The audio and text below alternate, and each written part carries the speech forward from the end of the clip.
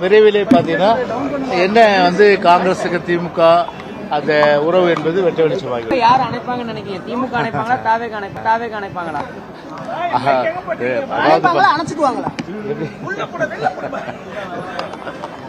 எங்களை பொறுத்தவரை சரி, அவர்கள் அணைத்தாலும் சரி, அணைக்காவிட்டாலும் சரி, அணைத்துக் கொண்டாலும் சரி, எங்களை பொறுத்தவரை மாபெரும் வெற்றி தமிழ்நாட்டை பொறுத்தவரை மீண்டும் அனைத்து இந்திய அண்ணா திராவிட முன்னேற்ற கழக அம்மாவுடைய அரசு பொதுச் செயலாளர் தலைமையிலே மலரும். இதுதான் நான் சொல்ல முடியும்.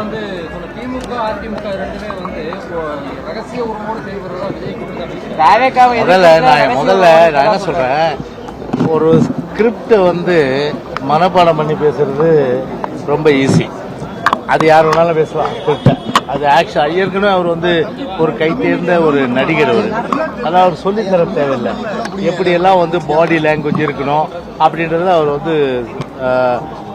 அவர் வந்து தன்னுடைய பாடி லாங்குவேஜ் மூலமா வெளிப்படுத்த முடியும். நான் என்ன சொல்றேன், பிரஸ்ஸை மீட் பண்ணுங்கன்றேன். ஏங்க ஒரு தடவையாவது வந்து பிரஸ்ஸை மீட் பண்ணுமா இல்லையா? நீங்க கேக்குறீங்க என்ன கேள்வினாலும் நான் ப்ரிப்பேர்டா இல்லையா? இல்ல, ஆனாலும் நான் ஸ்பான்டேனியஸா சொல்றேன்ல. அந்த மாதிரி வந்து விஜய் வந்து இங்க சொல்லுங்க. அந்த மாதிரி வந்து ஒரு சொல்றதுக்கு ஒரு தில்லு வேணும், திராணி வேணும். அந்த தில்லு திராணி இல்லாம ஏன்னா இவருதான் தில்லு திராணி இருக்க மாதிரி வந்து எழுதி கொடுத்த ஸ்கிரிப்ட்ல யாரு டைரக்டர்? ஆதவர்ஜுனாவும் அருண் தான் டைரக்டர். இவர் வந்து ஸ்கிரிப்ட்ல படிக்கிற ஒரு வசனத்தை படிக்கிற ஒரு நடிகர். அப்படிதான் பார்ப்பாங்க. திமுக கூட்டணியை எல்லாருமே கூட்டணி பேச்சுவார்த்தைக்கு அறிவாலயத்தில் வச்சு பேசுறாங்க. நாம டெல்லி போறோம் அப்படின்றத குற்றச்சாட்டாவும் இருந்துட்டே இருக்கு. டெல்லி போய் பாஜக பேசிட்டு வரோம். இதை எப்படி பாக்குறோம்? யார் சொல்ற? தொடர்ந்து சமூக வலைதளங்கள்ல கூட திமுக தலைவர்கள் எல்லாருமே சொல்றாங்க. பொதுவாகவே வந்து ஒரு கூட்டணி கட்சிகள் பரஸ்பர ஒரு இது இருக்கும், அந்த பரிமாற்றங்கள். அந்த அடிப்படையில் தான் பார்க்கணும் மொழிய அது ஒரு குறுகிய கண்ணோட்டத்தோடு பார்க்க கூடாது. சார், அதிமுக கூட்டணி கட்சிகள் வந்து அதிமுக தொகுதி பங்கீடுகள் கேட்காம நாங்க பாஜக கேட்டு பெறுவோம் சொல்றாங்க. இந்த மாதிரியான நிலைப்பாடு எப்படி சார் பாருங்க? குறிப்பா அமமுக இது ஏற்கனவே பொதுச் செயலாளர் பற்றி தெளிவுபடுத்திட்டார். அவர் தெளிவுபடுத்திட்ட பிறகு நான் என்னதுக்கு பதில் சொல்லல. நீங்க ஏற்கனவே புதுசாக தெளிவுபடுத்தி கேட்கலையா? மறுபடியும் ரீவைண்ட் பண்ணி கேளுங்க.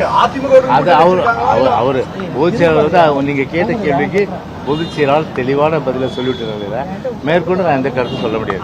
தமிழகத்திற்கான பெண்கள் பாதுகாப்பாக ஆமா, அதுதான் இப்ப என்னன்னா, இவர் ஆரம்பத்தில் என்ன சொன்னாரு? வாங்க ஆட்சியில பங்கு தரோம், வாங்க அதிகாரத்தில் பங்கு தரோம். ஒருத்தரும் வரல. ஒருத்தராவது போனாங்களா? காவிரி பக்கம் போகவே இல்லை. போகாதனுடைய விளைவு இப்ப ஆட்டை கட்சி மாட்டை கட்சி கட்சியில மனுஷனை கிடைக்கிற கதையா இப்ப எங்க பக்கம் திரும்பிக்கிறாரு.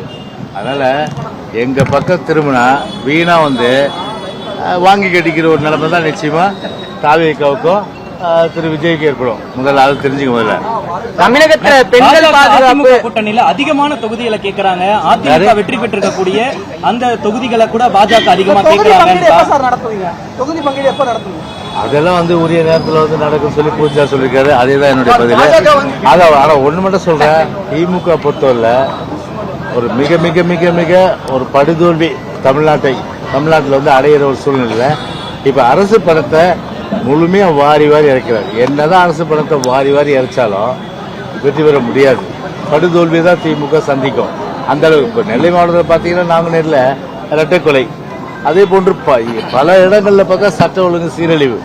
முழுமையாக வந்து ஒட்டுமொத்த தமிழ்நாடு கஞ்சாவிலும் போதை வஸ்துகளாலும் அதே போன்று பல்வேறு அடாவடித்தனங்களாலும் இன்னைக்கு தமிழ்நாடு சீரழிந்து ஒரு பாதுகாப்பற்ற நிலை இருக்கு.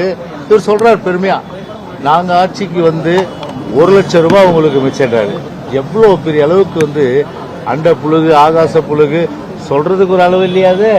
1 லட்சம் ரூபாய் மிச்சம் உங்களுக்குலாம் நான் கேட்கறேன்னு. சொத்து வரி ஏற்றிட்டாங்க, வீட்டு வரி ஏற்றிட்டாங்க, மின்சார கட்டணத்தை 3 முறை ஏற்றிருக்காங்க, பால் விலை ஏற்றிட்டாங்க.